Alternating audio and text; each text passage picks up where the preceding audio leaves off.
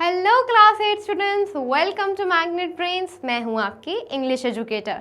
I hope all of you are doing really great. तो जैसे कि हमने हमारे लास्ट वीडियो में जो हमारी पोम है समबडीज मदर, उसका डिटेल एक्सप्लेनेशन और समरी को पूरा कंप्लीट कर लिया है। अगर वो वीडियो आपने नहीं देखी है तो आई बटन पर क्लिक करके या डिस्क्रिप्शन में भी मेरी वीडियो अवेलेबल है, वहाँ जाकर आप देख सकते हैं। और आज करने वाले हैं हमारे पोम के एनसीईआरटी सॉल्यूशन, ताकि आपके जितने भी डाउट्स हैं, जितने भी क्वेश्चंस हैं, जितनी भी क्वेरीज है, सब एकदम क्लियर हो जाए। तो चलिए साथ में मिलके हर एक क्वेश्चन को सॉल्व करते हैं और उनका आंसर्स देखते हैं। ठीक है, चलिए तो हमारा पहला क्वेश्चन क्या है? Arrange the events of the pome in the correct order of occurrence, share your answer with your classmate and teacher. तो जब आप अपने बुक में देखेंगे स्टूडेंट्स, तो यहाँ में क्या है, ऐसे सेंटेंसेस दिए गए हैं और ये सही सीक्वेंस में नहीं है, तो हमें इनको सही सीक्वेंस पे, मतलब हमारी पोम के हिसाब से हमें अरेंज करना है। तो चलिए हम अपना आंसर देख लेते हैं। तो सबसे पहले आएगा हमारा सेकेंड और थर्ड। तो हमारी सेकेंड लाइन क्या है? The old woman stood alone at the crossing hesitant to move. जो बूढ़ी सी औरत थी वो क्रॉसिंग पर खड़ी थी और उन्हें डर लग रहा था, हिलने में भी वो झिझक रही थी। Then next third, a group of school boy passed by playing and laughing. और उनके बगल से, उनके साइड से क्या होता है, स्कूल के बच्चे निकलते हैं जो कि हंस रहे थे, खेल रहे थे, चिल्ला रहे थे। सेकेंड थर्ड के बाद आ जाता है हमारा six, the children hurried pass the women without offering help. और जो बच्चे हैं वो जल्दबाजी से उन औरत के पास से निकल जाते हैं बिना उन पर ध्यान दिए।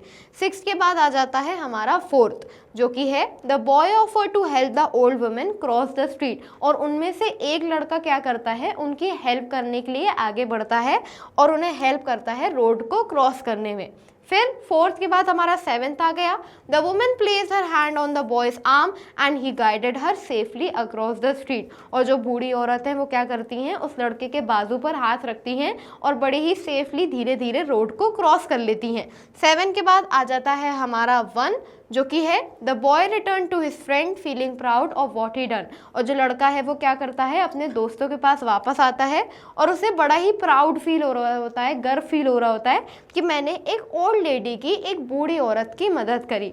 1 के बाद हमारा 8 आ जाता है, the boy thought about his own mother and hoped someone would help her one day. और वो लड़का भी यही सोचता है कि शायद मेरी भी मदर ऐसे ही कभी किसी क्रॉसिंग पर खड़ी होंगी और ऐसे ही कोई मेरी तरह भी उनकी मदद करेगा। और लास्ट में है हमारा 5th, जो कि है the woman prayed for the boy who helped her. और फाइनली वो जो बूढ़ी औरत है वो भी उस लड़के के लिए ऐसे प्रे करती हैं जिसने उनकी मदद करी थी। तो ये हमारा प्रॉपर जो हमारी पोम की स्टोरी थी उसका सीक्वेंस था। ठीक है, आई होप आपने जो आंसर्स हैं वो अपने बुक में मार्क कर लिए होंगे, लिख लिए होंगे। चलिए अब हम चलते हैं हमारे नेक्स्ट क्वेश्चन की तरफ। Fill in the blanks by choosing the correct answers from the option given in the brackets. तो ये हमारा फिल इन द ब्लैंक्स है, ब्रैकेट्स में हमें ऑप्शन दिए गए हैं, उसको हमें चूज करके अपने आंसर्स लिखने हैं।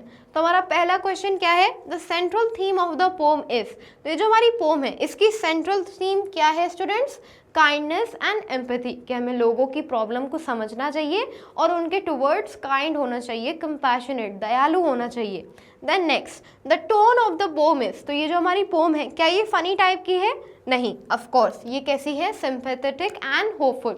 हमें सिंपैथी दिखानी चाहिए लोगों के लिए और हमें होपफुल होना चाहिए, हेल्पफुल होना चाहिए। Then the poem is written in couplets with. तो यहाँ क्या आ जाएगा? 2 lines in each stanza.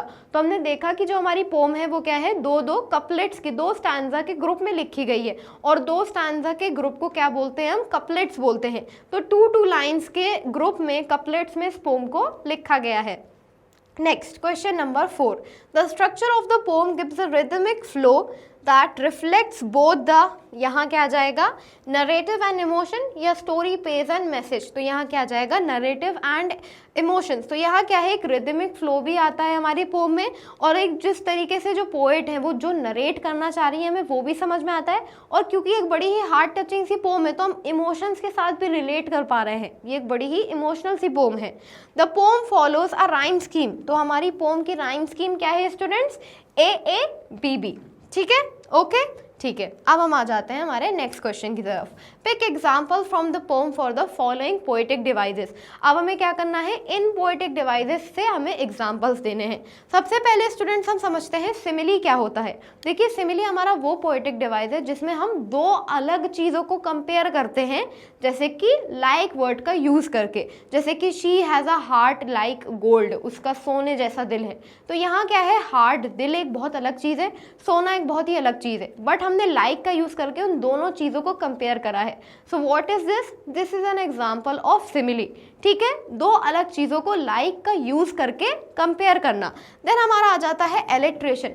Alliteration में जब कोई किसी भी वर्ड के बिगिनिंग का जो लेटर है वो रिपीट हो एक सेंटेंस में 2 बार 3 बार, तब हम क्या कहते हैं, एलिट्रेशन कहते हैं। एंड देन लास्ट हमारा रिपीटेशन, मे बी कोई वर्ड बार बार रिपीट हुआ हो, कोई लाइन बार बार रिपीट हुई हो, तो उसे हम क्या कहते हैं, रिपीटेशन कहते हैं। जैसे कि हमने हमारे लास्ट जो पोम पढ़ी थी, अ कॉन्क्रीट एग्जाम्पल, तो उसमें क्या था, माय नेबर मिसेस जोन्स, वो हमारा रिपीटेशन था क्योंकि वो हर स्टैंजा में आ रहा था। ठीक है, चलिए अब हम देखते हैं हमारे आंसर्स क्या हैं। सबसे पहले सिमिली क्या हो जाएगा, came the boys like a flock of sheep, compares boy to a flock of sheep using like. तो यहाँ जो लड़के हैं वो भेड़ बकरियों की तरह आते हैं, तो यहाँ इन लड़कों को मतलब इंसानों को किससे कंपेयर करा गया है, शीप से कंपेयर करा गया है लाइक यूज करके। तो this is an example of simile. फिर एलिट्रेशन, तो एलिट्रेशन का हमारा हो जाएगा so meek so tired afraid to stir. तो यहाँ ये जो जो सा की आवाज़ है, जो एस हमारा लेटर है, वो क्या है, रिपीट हो रहा है हमारे सेंटेंस में, हमारी पोम की लाइन में। एंड देन लास्ट रिपीटेशन का एग्जाम्पल क्या हो जाएगा, समबडीज मदर। हमने देखा पोम में थ्रू आउट काफ़ी बार समबडीज मदर इस फ्रेज को यूज़ करा गया है। ठीक है स्टूडेंट्स, ओके, आई होप आपको समझ में आ गया होगा। अब हम आ जाते हैं हमारे नेक्स्ट क्वेश्चन की तरफ। Complete the following sentences appropriately explaining the imagery. तो ये हमारा इनकम्प्लीट सेंटेंस है, इसको हमें कंप्लीट करना है। The poem uses imagery to describe scenes of a bustling street, we know this by the phrase. तो जो पोम है उसमें क्या करा गया है, एक बड़े ही बसलिंग स्ट्रीट को दिखाया गया है कि एक बड़ी ही बिजी सी सड़क है, बहुत ज़्यादा वहाँ भीड़ भड़क्का है, बहुत ज़्यादा क्राउड है। तो हमें ये जो इमेज है हमारे माइंड में क्रिएट होती है कि एक ऐसी सड़क जहाँ बहुत भीड़ है, तो वो कौन से फ्रेज से, कौन से लाइन से आती है, amid the throng of human beings who passed her by। तो throng मतलब क्या होता है, लार्ज क्राउड, बहुत ज़्यादा भीड़, तो उनके बगल से बहुत सारे इंसान जो हैं, साइड से जो है बहुत सारे इंसान निकल रहे होते हैं उस भीड़ में। तो इस फ्रेज से हमारे माइंड में ये इमेजरी क्रिएट होती है। Next, the line the street was wet with a recent snow suggest a cold and, तो यहाँ क्या आ जाएगा, uncomfortable weather, emphasising the woman's helplessness. तो ये जो लाइन है कि जो स्ट्रीट थी वो क्या थी, गीली थी क्योंकि जस्ट अभी बर्फ़ गिरी थी। तो इससे हमें समझ में आता है कि जो वेदर था वो कैसा था, बहुत ही ज़्यादा ठंडा था और बहुत ही ज़्यादा अनकंफर्टेबल था। वो बहुत ही अनकंफर्टेबली वहाँ खड़ी हुई थी, सर्दी की वजह से उनकी पीठ झुक गई थी। ठीक है स्टूडेंट्स, ओके, चलिए अब हम चलते हैं हमारे नेक्स्ट क्वेश्चन की तरफ। Complete the following sentences with a suitable reason. तो हमें क्या करना है, इन सेंटेंसेस को सूटेबल रीजन के साथ पूरा करना है। The poet repeat the phrase somebody's mother because. तो जो पोएट है वो उन्होंने क्या करा है, उन्होंने पूरी पोम में समबडीज मदर, ये जो फ्रेज है इसको बार बार रिपीट करा है। तो ऐसा क्यों करा है उन्होंने, तो हमारा आंसर क्या हो जाएगा, it shows that the old women is also someone's beloved mother. क्योंकि इससे हमें ये समझ में आता है कि जो बूढ़ी सी औरत थी जो कि रोड क्रॉसिंग पर खड़ी हुई थी, वो भी किसी की माँ है, who deserve care, kindness and respect like everyone's else mother. और वो भी जैसे हमारी मदर हमारा प्यार डिज़र्व करती हैं, हमारी काइंडनेस डिज़र्व करती हैं, हमारी केयर, हमारी परवाह डिज़र्व करती हैं, वैसे ही वो ओल्ड वुमेन भी डिज़र्व करती हैं क्योंकि वो भी किसी की माँ है। इस बात पर एम्फेसिस करने के लिए उन्होंने बार बार समबडीज मदर फ्रेज को रिपीट करा है। Next, complete the analogy. ठीक है, तो एनालॉजी हमें यहाँ दिया गया है, the old women vulnerable and neglected. जो ओल्ड वुमेन थी वो कैसी थी, बहुत ही ज़्यादा वल्नरेबल थी, बहुत ही ज़्यादा अनकेयर्ड थी, कोई इन पर ध्यान नहीं दे रहा था और नेग्लेक्टेड थी। वहीं जो यंग बॉय था, तो यहाँ क्या आ जाएगा, काइंड एंड कंपैशनेट। वो जितनी ज़्यादा नेग्लेक्टेड थी, जितनी ज़्यादा अनप्रोटेक्टेड सी थी, राइट, कोई उनको प्रोटेक्ट करने के लिए नहीं था, तो वैसे ही वो जो लड़का था वो उतना ही ज़्यादा दयालु और कंपैशनेट था। ठीक है स्टूडेंट्स, ओके, अब हम आ जाते हैं हमारे नेक्स्ट क्वेश्चन पर। Read the given extract and answer the question that follow. अब यहाँ में क्या करना है, हमें ये ऐसे एक्सट्रैक्ट दिया गया है, इसे हमें पढ़ना है, फिर अपने आगे के क्वेश्चंस के आंसर देने हैं। The woman was old and ragged and grey. तो जो औरत थी वो बूढ़ी थी, कमज़ोर थी, ग्रे थी और फटे हुए से कपड़े पहनी हुई थी।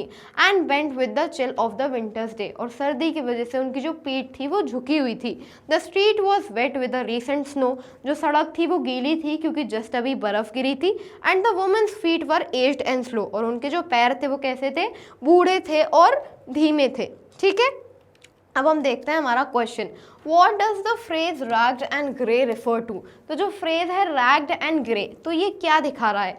The woman's emotional state that day, उन women का emotional state दिखा रहा है।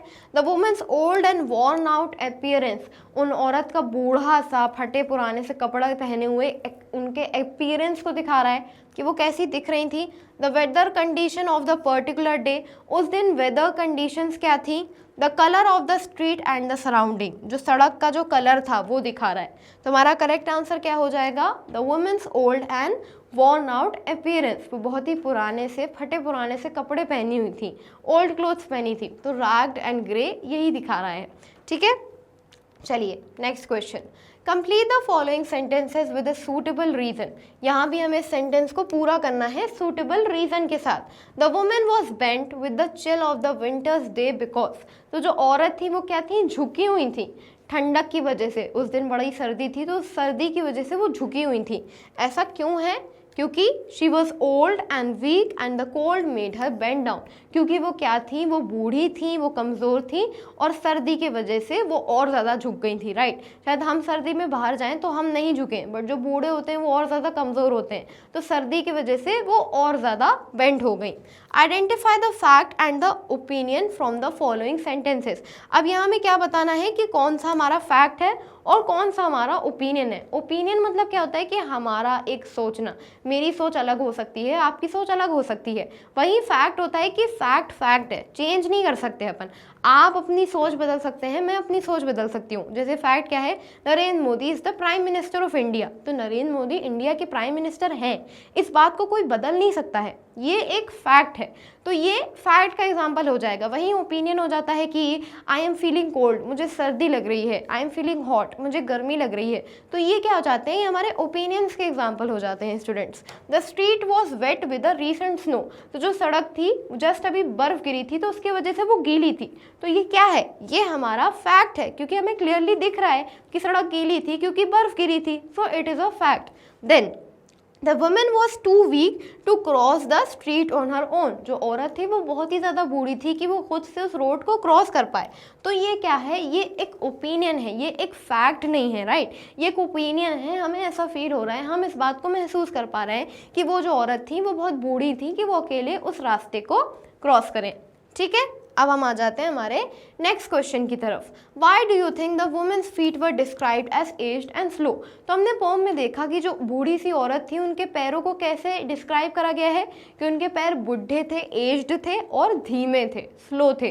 तो हमारा आंसर क्या हो जाएगा, the woman's feet were describe like that because she was old, weak and unsteady in the cold. ऐसा इसलिए कहा गया है ताकि इस बात पे एम्फेसिस हो कि जो औरत थी वो बहुत ही ज़्यादा बूढ़ी थी, बहुत ही ज़्यादा कमज़ोर थी और स्टेबल नहीं थी, प्रॉपरली चल नहीं पा रही थी, अनस्टेडी थी, उनके जो पैर थे वो कपा रहे थे। इस बात पर एम्फेसिस करने के लिए इस फ्रेज को यूज़ करा गया है।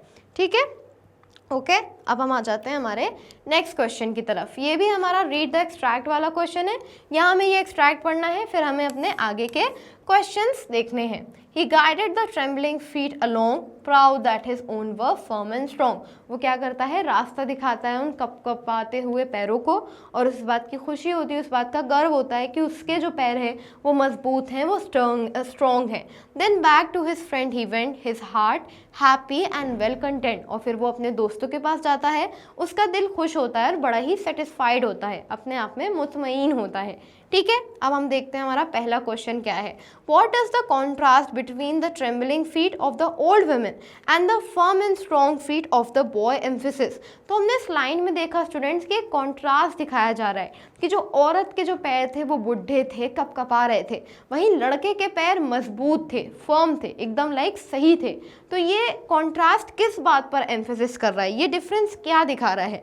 It shows the difference between the weakness of old age and strength of youth. तो ये क्या दिखाता है कि कैसे डिफरेंस होता है कि जवानी में हमारे अंदर कितनी ज़्यादा मजबूती होती है, वहीं बुढ़ापे में हमारे अंदर कमज़ोरी होती है। तो ये उस डिफरेंस को दिखा रहा है कि बुढ़े होकर हम सब एक ना एक दिन कमज़ोर हो जाएंगे, जो स्ट्रेंथ आज हमारे पास है वो हमारे पास कल नहीं होगी। तो उन दो चीज़ों को दिखाया गया है, जवानी की ताकत और बुढ़ापे की कमज़ोरी। ठीक है, चलिए अब हम चलते हैं हमारे नेक्स्ट क्वेश्चन पर। Fill in the blanks given below by selecting the correct option from the bracket. तो यहाँ क्या है, हमें इस फिल ब्लैंक को फिल करना है ब्रैकेट से सही ऑप्शन चुन के। The poem tell us the boy was proud that his feet were strong. तो ये पोम हमें क्या बताती है कि जो लड़का था वो क्या था, प्राउड था इस बात को लेके कि उसके पैर मजबूत थे। तो यहाँ ये जो वर्ड प्राउड यूज़ करा गया है, इससे हमें क्या समझ में आता है कि जो लड़का था क्या वो एरोगेंट था, एरोगेंट अबाउट बीइंग स्ट्रॉन्ग, या grateful for his ability to help. तो हमारा करेक्ट आंसर क्या हो जाएगा, grateful for his ability to help. उसे इस बात की खुशी थी कि उसके पैर मजबूत हैं, तो उस मजबूत पैरों से वो किसी की मदर की हेल्प कर पा रहा है। ठीक है, okay. Next, What is the boy most likely to tell his friend on getting back? अब जो लड़का है जब वो अपने दोस्तों के पास वापस जाता है तो आपको क्या लगता है कि उसने क्या बोला होगा? I am glad I could help her. मुझे इस बात की खुशी है कि मैं उनकी मदद कर पाया। I am worried about her safety, मुझे उनकी सेफ्टी की, उनकी सुरक्षा की मुझे परवाह हो रही है। I am surprise she forgot to thank me, मैं सरप्राइज हूँ इस बात को लेकर कि वो मुझे थैंक यू बोलना तो भूल ही गई। I am thankful for all your support, तुम सबके सपोर्ट के लिए मैं बड़ा ही शुक्रगुजार हूँ। तो हमारा करेक्ट ऑप्शन क्या हो जाएगा, I am so glad I could help her, क्योंकि वो अंदर से बहुत हैप्पी था, वेल कंटेंट, सेटिस्फाइड था। तो वो यही बोलेगा कि मुझे खुशी है कि मैं उनकी हेल्प कर पाया, और पोम में आगे आता भी है। Right, next, rectify the false statements given below. तो ये हमारा क्या है, फॉल्स स्टेटमेंट्स है, इसे हमें रेक्टिफाई करना है। The young boys action was driven by a logical decision. तो जो लड़का है जो एक्शन लेता है, मतलब उन बूढ़ी औरत को रोड क्रॉस कराता है, तो क्या ये एक लॉजिकल डिसीजन था? क्या वो अपने लॉजिक के हिसाब से चल रहा था? नहीं, ये हमारा फॉल्स स्टेटमेंट है। तो रेक्टिफाई करके हम क्या लिखेंगे, the young boys action were driven by kindness. वो कोई लॉजिक डिसीजन से नहीं चल रहा था कि अच्छा मैं ऐसा करूंगा तो ऐसा होगा तो मुझे ऐसा मिलेगा। It was just driven by kindness, क्योंकि वो एक काइंडफुल लड़का था, उसके अंदर दया थी, वो एक दयालु लड़का था, तो उसने काइंडनेस में उनकी हेल्प करी थी। ठीक है, okay.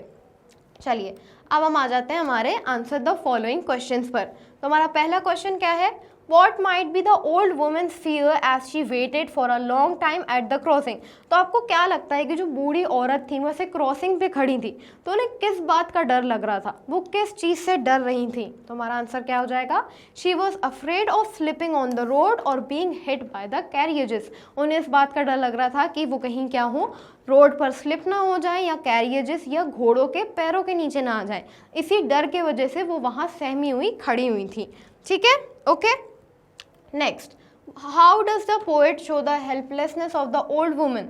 Support your answer with the evidence from the poem. तो किस तरीके से जो पोएट है वो कैसे उस औरत की बेचारगी को, हेल्पलेसनेस को दिखाती हैं।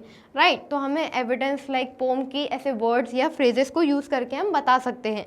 The poet shows the old woman's helplessness by calling her timid, meek, afraid to move. तो जो पोएट है वो कैसे उनकी हेल्पलेसनेस, मतलब उनकी बेचारगी को दिखाती हैं, वो उनको बहुत ज़्यादा डरा हुआ, टिमिड बोलती हैं, कमज़ोर बोलती हैं, और अफ्रेड टू मूव ये तक बोलती हैं कि उन्हें हिलने तक में डर लग रहा था। राइट, हमारी लाइन आती है, so timid, so meek, afraid to stir, afraid to move मतलब उन्हें हिलने तक में डर लग रहा था। And standing alone without care, और बिना किसी केयर के, बिना किसी प्रोटेक्शन के वो ऐसे अकेली खड़ी हुई हैं। तो इन वर्ड और इन फ्रेजेस से वो दिखाती हैं कि जो ओल्ड वुमेन थी, जो ओल्ड लेडी थी, वो कितनी ज़्यादा क्या थी, कमज़ोर थी, हेल्पलेस थी। ठीक है, next, why does the boy decide to help the old woman, what does this tell us about him. तो वो जो लड़का है वो क्यों ऐसा डिसाइड करता है कि वो उन ओल्ड वुमन की मदद करेगा। तो हमारा आंसर क्या हो जाएगा, the boy help her because he is kind and caring, it shows he thinks about others and act with compassion. तो जो लड़का है वो उनकी हेल्प इसलिए करता है क्योंकि वो एक काइंड, एक केयरिंग लड़का था, और हमें दिखाई देता है, हमें समझ में आता है कि वो दूसरों के बारे में भी सोचता है। Instead of just thinking about himself, वो दूसरों के बारे में सोचता है कि यार ये भी किसी की मदर है, ये भी किसी की सिस्टर हैं, ये भी किसी के फादर हैं, राइट। हमें भी ऐसे ही होना चाहिए, we should be helpful towards other people. ठीक है, ओके। चलिए अब हम आ जाते हैं हमारे क्वेश्चन नंबर 4 की तरफ। How was the boys approach towards the old women different from that of the other boys in the group. तो जिस तरीके से उस लड़के ने उन औरत को अप्रोच करा या उन्हें देखा या समझा, वो बाकी लड़कियों से कैसे अलग था, उन बाकी लड़कों से। तो हमारा आंसर क्या हो जाएगा, while the other boys ignored her, he saw the old woman's problem and helped her, showing kindness। वहीं जो दूसरे लड़के थे उन्होंने उन बूढ़ी औरत को, उन ओल्ड वुमेन को इग्नोर करा। वो सब उनके बगल से, साइड से निकल जाते हैं बिना उन पर ध्यान दिए। बट वो जो लड़का था उसने क्या करा, उनकी प्रॉब्लम को देखा, उनकी प्रॉब्लम को समझा और उनके पास गया और उनकी हेल्प करी, और इसने दिखाया कि वो क्या है, एक उसके अंदर काइंडनेस है, वो एक अच्छा लड़का है। ठीक है स्टूडेंट्स, ओके। चलिए अब हम आ जाते हैं हमारे नेक्स्ट क्वेश्चन पर।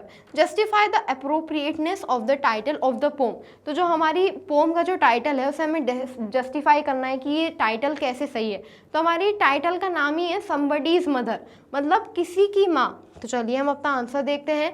The title of the poem is right because it tell us that every old woman is somebody's mother. तो ये जो टाइटल है ये बिल्कुल सही है, ये बिल्कुल अप्रोप्रिएट है, क्योंकि ये टाइटल दिखाता है कि हर एक बूढ़ी औरत कहीं ना कहीं किसी की माँ है, राइट। हम रोड पे, सड़क पे देखते हैं, मे बी कोई ऐसे झाड़ू लगा रही होती हैं, मे बी वो बेग कर रही होती हैं, तो वो सब कहीं ना कहीं किसी की बूढ़ी माँ है।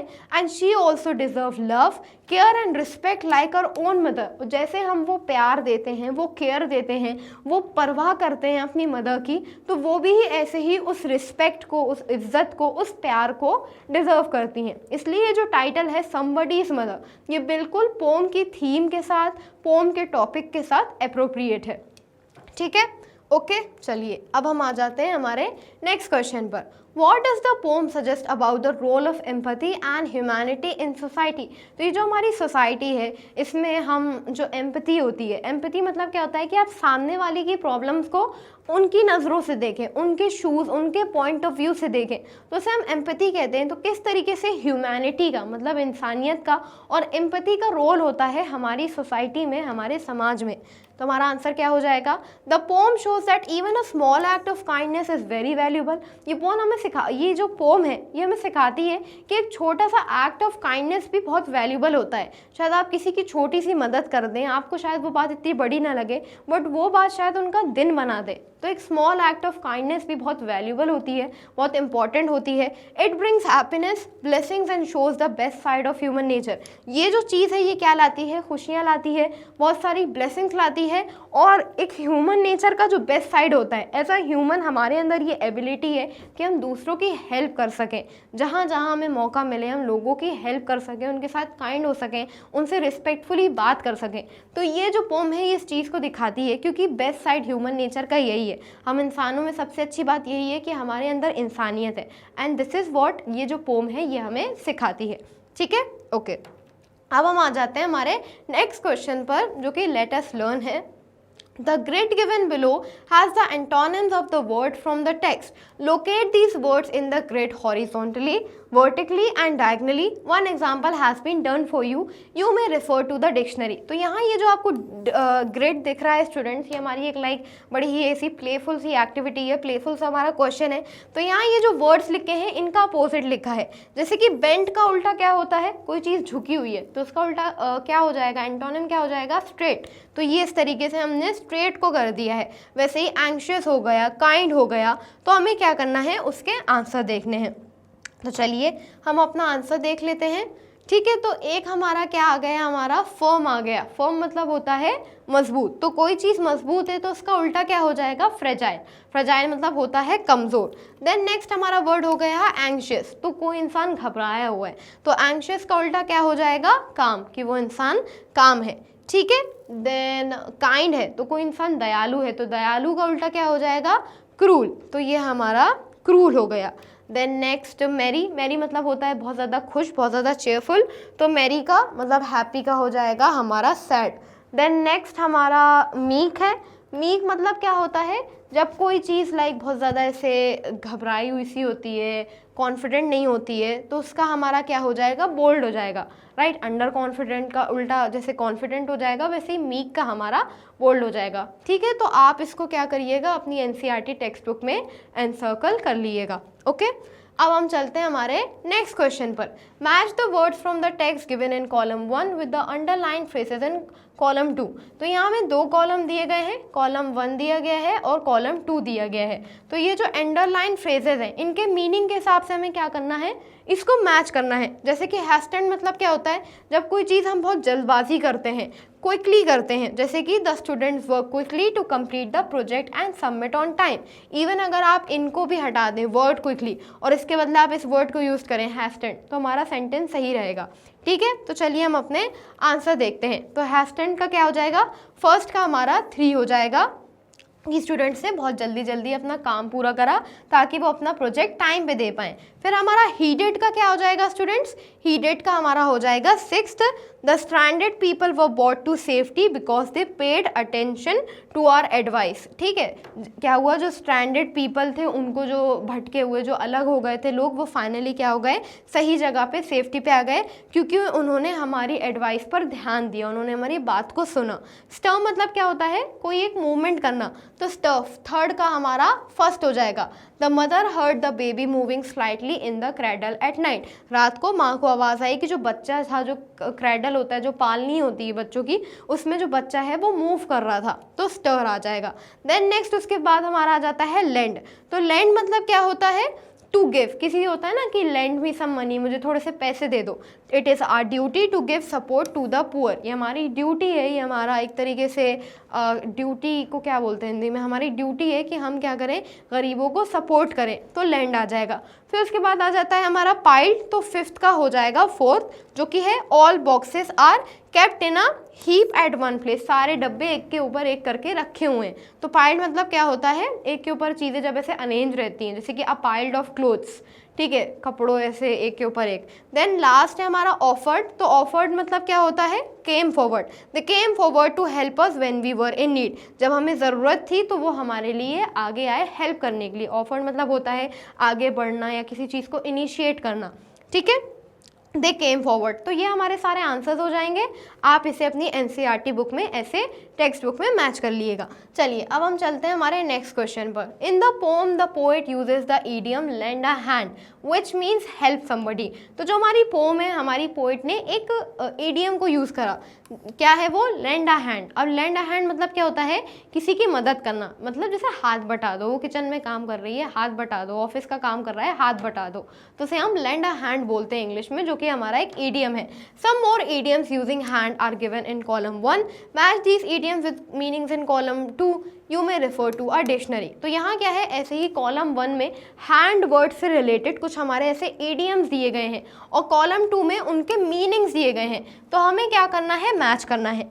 ठीक है, तो चलिए हम अपना आंसर देखते हैं। तो पहला क्या है हमारा, गेट आउट ऑफ हैंड, हाथ से बाहर निकल जाना, तो इसका क्या हो जाएगा, बिकम डिफिकल्ट टू कंट्रोल, जब हम किसी चीज़ को कंट्रोल नहीं कर पाते हैं। अक्सर कुछ पेरेंट्स भी होते हैं वो ऐसी एडवाइस देते हैं ना कि अपने बच्चे को कंट्रोल कर रही है वरना हाथ से निकल जाएगा।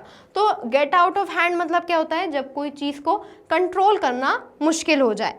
ठीक है, देन उसके बाद try your hand eight something, try your hand eight something मतलब क्या होता है, डू समथिंग न्यू, जब आप कुछ नया ट्राई करते हैं। फिर उसके बाद give somebody a free hand. Give somebody a free hand मतलब क्या हो जाएगा, allow somebody to do something with full freedom. जब आप किसी को अलाउ करते हैं कि तुम्हें जैसे काम करना है, जैसे जो करना है बिल्कुल वैसे कर सकते हो, तो इस इडियम का ये मतलब होता है। देन उसके बाद give somebody a big head, तो इसका मतलब क्या होता है, अपलॉड समबडी, जब किसी की तारीफ करना, तालियां बजाना, तो उसके लिए हम इस इडियम का यूज़ करते हैं। फिर उसके बाद वर्क हैंड इन हैंड मतलब वर्क टुगेदर, कहते हैं ना हैंड इन हैंड, साथ साथ में ये काम भी करते जाना, वर्क हैंड इन हैंड, तो वर्क हैंड इन हैंड मतलब साथ में काम करना।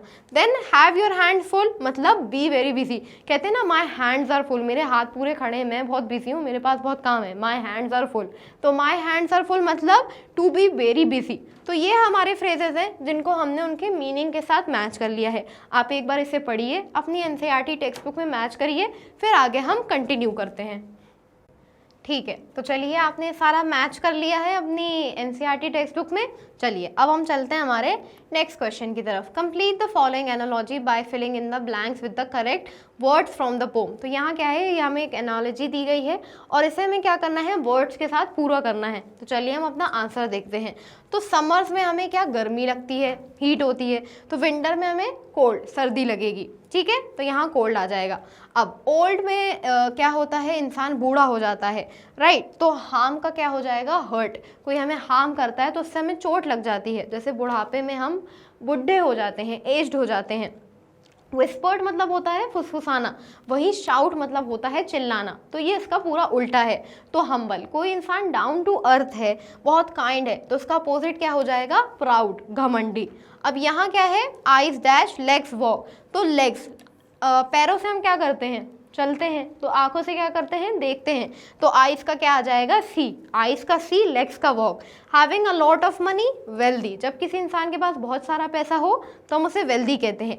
वैसे ही डेंसली पैक्ड पीपल, जब एक जगह बहुत सारे लोग हो तो उसे हम क्या बोलते हैं, क्राउडेड बोलते हैं, राइट, भीड़ बोलते हैं, ठीक है। तो ये हमारे सारे आंसर्स हो जाएंगे स्टूडेंट्स। ओके, अब हम आ जाते हैं हमारे लास्ट क्वेश्चन पर, जो कि है read the line from the pome given below. तो यहाँ क्या है, पोम से हमें ये लाइन दी गई है, लेस द कैरियज व्हील्स और the horses feet should crowd her down in the slippery seat. कहीं ऐसा ना हो कि उन गाड़ियों के नीचे या घोड़ों के पैरों के नीचे वो फिसल के गिर ना जाएं, राइट। तो यहाँ ये जो वर्ड यूज करा गया है lest, lest is a conjunction that means to prevent something bad और unpleasant from happening. May be किसी चीज़ को प्रिवेंट करते हुए कि कहीं कुछ बुरा ना हो जाए, तो हम लेस्ट का यूज़ करते हैं। To better understand its usages in a sentence we replace lest with just in case. कहते हैं ना जस्ट इन केस, कहीं ऐसा ना हो, जस्ट इन केस हम बहुत यूज़ करते हैं, तो उसका मतलब भी यही होता है। जैसे कि for example in the sentence she all the documents lest we doubt her, उसने अपने पूरे डॉक्यूमेंट दिखा दिए ताकि कहीं हम उस पर शक ना करें, राइट। तो हम यहाँ क्या कर रहे हैं, किसी चीज़ को प्रिवेंट कर रहे हैं कुछ बुरा होने से। यहाँ उसने पूरे डॉक्यूमेंट्स इसलिए दिखाए ताकि उन लोग उस पर शक ना करें। The word lest can be replaced with just in case, और ये जो वर्ड है हमारा लेस्ट, हम इसको जस्ट इन केस के साथ भी रिपीट कर सकते, चेंज कर सकते हैं, एक्सचेंज कर सकते हैं। कहते हैं ना just in case keep your documents ready, अगर ज़रूरत पड़ गई जस्ट इन केस तो अपने डॉक्यूमेंट्स को तैयार रखो। To mean that she showed the documents to prevent any doubt, उसने अपने क्या करे, सारे डॉक्यूमेंट्स दिखाए ताकि उन पर शक ना हो। तो जस्ट इन केस भी हम यूज़ कर सकते हैं। लेस्ट और जस्ट इन केस का सेम मीनिंग होता है, ठीक है। मे भी कोई बुरी चीज़ होने से या प्रिवेंट करने थे। जस्ट इन केस से हम बहुत सारे सेंटेंस बनाते हैं। अगर आप एक एग्जाम्पल कॉमेंट सेक्शन में शेयर करना चाहें तो आप शेयर कर सकते हैं, ठीक है स्टूडेंट्स। तो इसी के साथ ये जो हमारे पूरे क्वेश्चंस हैं वो पूरे कंप्लीट हो जाते हैं। आई होप आपको सारे आंसर्स अच्छे से समझ में आ गए होंगे। अब आगे की ऐसे ही वीडियोस देखने के लिए आप हमारे चैनल, ऐप और वेबसाइट को विजिट कर सकते हैं। ये हमारे कुछ टॉप कोर्सेज हैं। For e notes and e books the link in the description. Magnet brains provide high quality education, वो भी बिल्कुल फ्री में। अब आपको करना है वीडियो को लाइक, चैनल को सब्सक्राइब और हाँ, कमेंट करना तो बिल्कुल नहीं भूलें। Thank you so much for watching.